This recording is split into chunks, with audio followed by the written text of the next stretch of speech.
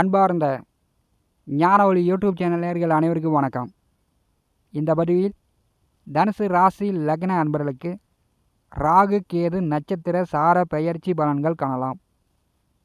21/12/2024 அன்று உத்திர நட்சத்திரம் 4ஆம் பாதத்திலிருந்து 3ஆம் பாதத்திற்கு கேதுவும், உத்திரட்டாதி நட்சத்திரம் 2ஆம் பாதத்திலிருந்து 1ஆம் பாதத்திற்கு ராகுவும் நட்சத்திர சார பெயர்ச்சி ஆகிறார்கள். இந்த ராகு கேது நட்சத்திர சார பெயர்ச்சியின் மூலம் நவாம்ச கட்டத்தில் சிம்ம ராசியில் ராகுவும் கும்பராசியில் கேதுவும் அடுத்த 2 மாத காலம் சஞ்சாரம் செய்வார்கள். இந்த அமைப்பு பார்த்திங்கன்னா 12 ராசி லக்ன அன்பர்களுக்குமே அடுத்த 2 மாதம் ஒரு மாற்றங்களை ஏற்படுத்தியே தீரும். கடந்த 2023ஆம் வருடம் அக்டோபர் மாதம் 30ஆம் தேதி ராகு கேது பெயர்ச்சி நிகழ்ந்தது. கன்னி ராசியில் கேதுவும் மீன ராசியில் ராகுவும் 1 வருடம் 2 மாதமாக சஞ்சாரம் செய்து கொண்டிருக்கிறார்கள். ராகு கேது பெயர்ச்சிக்கு இன்னொரு 4 மாத காலம் இருக்கிறது. கடந்த 2 மாதமாக கோச்சாரத்திலே நவாம்ச கட்டத்தில் மீனராசியில் கேதுவும் கன்னிராசியில் ராகுவும் சஞ்சாரம் செய்தார்கள். பார்த்தீங்கன்னா தனுசு ராசிக்கு 4ஆம் இடம் சுகஸ்தானத்திலே கேது. கடந்த 2 மாதமாக படிப்பில் படித்து கொண்டிருப்பவர்களுக்கு கொஞ்சம் மந்தத்தன்மை ஏற்பட்டிருக்கும்.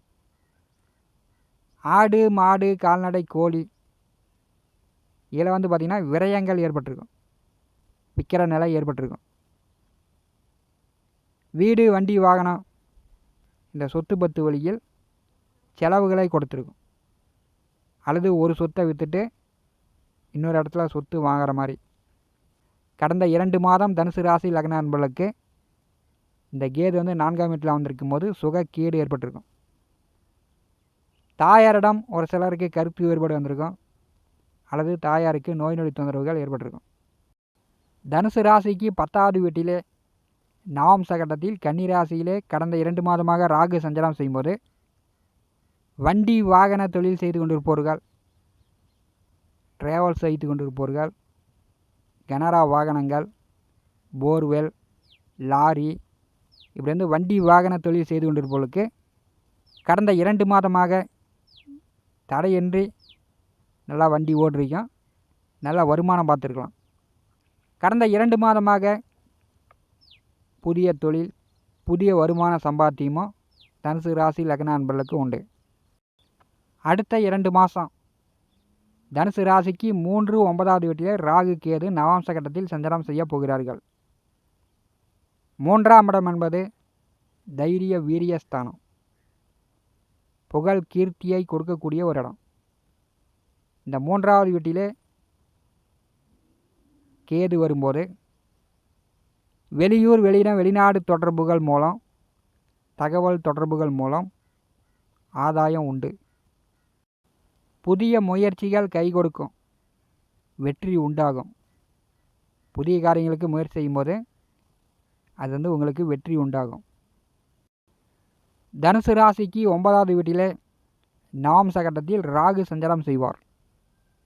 பாக்கியத்திலே, பித்ருஸ்தானத்திலே, தந்தை ஸ்தானத்திலே ராகு சஞ்சாரம் செய்யும்போது தந்தை மகனுக்குள் ஒரு சிலருக்கு கருத்து வேறுபாடு ஏற்படும். அப்படி இல்லைன்னா தந்தையாருக்கு நோய் நொடி தொந்தரவு, மருத்துவ செலவு வரத்துக்கு வாய்ப்புண்டு. தந்தையை விட்டு பிரிந்து வெளியில் தங்கி வேலை பார்க்குற மாதிரி தனுசு ராசி அன்பர்களுக்கு ஏற்படும். கோச்சாரத்திலும் சரி, நவாம்ச கட்டத்திலும் சரி, ராசி லக்னத்திற்கு 9ஆவது வீட்டில் ராகு வரும்போது சுய முயற்சியால், சுய உழைப்பால், சுய சம்பாத்தியம் பெற்று 4 காசு சேமித்து கொள்ளலாம். அதற்குண்டான வாய்ப்பு அடுத்த 2 மாதம் தனுசு ராசி அன்பர்களுக்கு உண்டு. தந்தையிடம், தந்தை வழி உறவுகளிடம் பொறுத்து போகணும். ஆத்திரப்பட்டு அவசரப்பட்டீங்கன்னா தந்தையார் மூலம் சாபம் பெறக்கூடிய அமைப்பு உண்டு.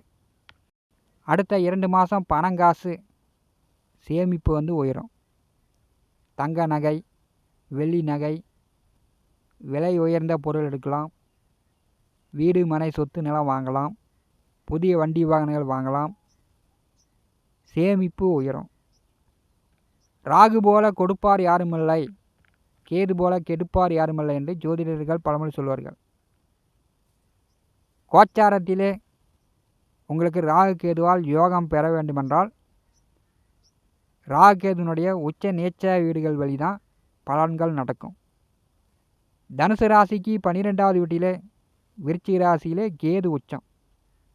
தனுசு ராசிக்கு 6ஆம் இடமான ரிஷப ராசியிலே ராகு உச்சம்.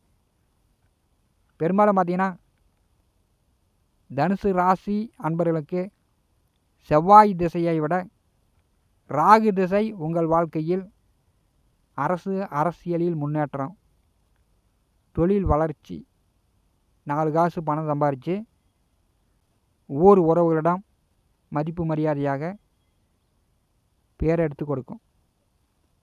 இந்த ராகு 6ஆம் வீட்டில் உச்சமாக இருக்கும்போது தனுசு ராசி லக்ன அன்பர்களுக்கு தாத்தா சம்பாதித்த முன்னோர்கள் சம்பாதித்த சொத்து உங்களுக்கு கிடைப்பது தாமதமாகும்.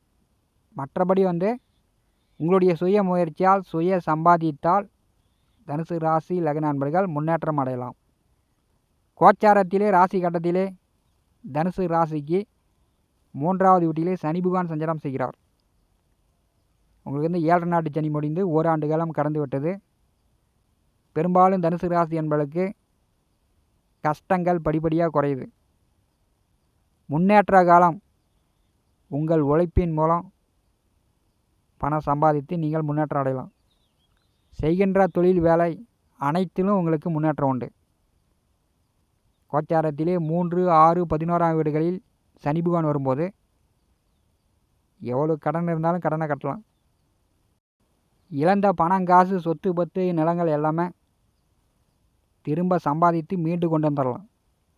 கோச்சாரத்திலே 3வது வீட்டிலே சனி பகவான் வரும்போது கண்டிப்பாக முன்னேற்றம் உண்டு. அதிகாரமாக அதற்குண்டான முயற்சிகள் எடுக்கணும். அப்போ தான் உங்களுக்கு லாபம் கிடைக்கும், பணம் சம்பாதிக்க முடியும். தனுசு ராசிக்கு செவ்வாய், குரு இந்த 2 கிரகங்களும் வக்கரகதியில் இருக்கும்போது இந்த 2 கிரகங்கள் வழி தான் உங்களுக்கு சில கஷ்டங்களை கொடுக்கும். குரு வக்கரகதியில் இருக்கும்போது பிப்ரவரி மாதம் 11ஆம் தேதி வரை நீங்கள் உங்கள் வேலையை நீங்கள் பாருங்கள். மற்றவர்கள் பிரச்சனையில் விஷயங்களில் நீங்கள் தலையிடாமல் இருப்பது நல்லது.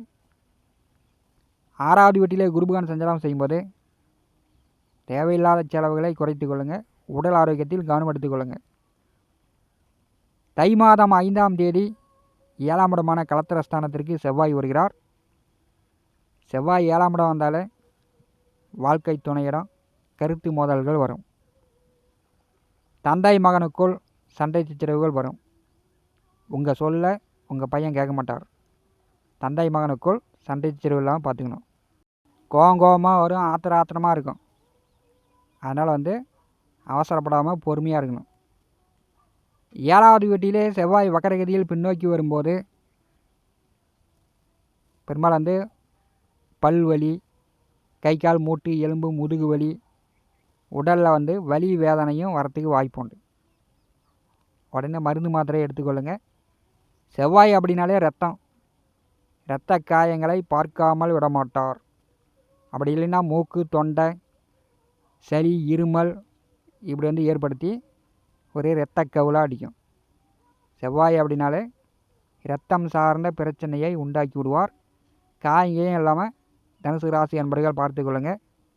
ராகு கேது நட்சத்திர சார பயிற்சியின் மூலம் உங்களுக்கு ஒரு முன்னேற்றமான உங்கள் முயற்சிக்கு வெற்றி வாய்ப்புகளை தரக்கூடிய அமைப்புண்டு. வெளிநாடு பயணம், ஆன்மீக பயணம் உங்களுக்கு சாதகமாகவே இருக்கும். இதுவரை எத்தனையோ கோயிலுக்கு போனீங்க, எத்தனையோ பரிகாரம் பண்ணீங்க. அந்த பரிகாரமெல்லாம் பலன் கொடுக்கக்கூடிய அமைப்பு தனுசு ராசி லக்ன அன்பர்களுக்கு எதிர்வரக்கூடிய மாதங்கள் உண்டு. ஏன்னா குரோதி வருஷம் பங்குனி மாதம் முடியும் வரைய சுகஸ்தானமான 4வது வீட்டிலே சுக்கிரன் உச்ச நிலையில் சஞ்சாரம் செய்வார். இது உங்களுக்கு அற்புதமான அமைப்பு. வீடு, வண்டி, வாகனம், சொத்து இழந்ததை மீண்டு கொண்டு வந்துடலாம். தங்க நகை எடுக்கலாம், பட்டு புடவை எடுக்கலாம், கனரா வாகனங்கள் வாங்கலாம். அதுக்குண்டான வாய்ப்புகள்லாம் இந்த பங்குனி மாதம் வரை தனுசு ராசி லக்ன அன்பர்களுக்கு உண்டு. பயப்படாதீங்க, தைரியமாக இருங்க. புதுசாக முயற்சி செய்யுங்க. வேலை சார்ந்து தொழில் சார்ந்து உங்களுக்கு வெற்றியை கொடுக்க போகிறது. இந்த கால நேரத்தை பயன்படுத்தி கொள்ளுங்கள். இந்த காணொலியை பற்றி உங்களுடைய மேலான கருத்துக்களை நம்முடைய கான்பாஸில் பதிவு செய்யுங்கள். நம்முடைய ஞான ஒளி யூடியூப் சேனலை பார்த்து கொண்டிருக்கக்கூடிய அன்பர்கள், இதுவரை சப்ஸ்கிரைப் செய்த அன்பர்கள் மறக்காமல் நம்முடைய சேனலை சப்ஸ்கிரைப் செய்து கூட இருக்கின்ற ஆல் பட்டன் அழுத்திங்க. தினந்தோறும் நம்முடைய சேனலில் ஜோதிட பலன்கள் பதிவிடப்படும். உடனுக்குடன் பார்த்து பயன்பெறுங்கள். நன்றி, வணக்கம்.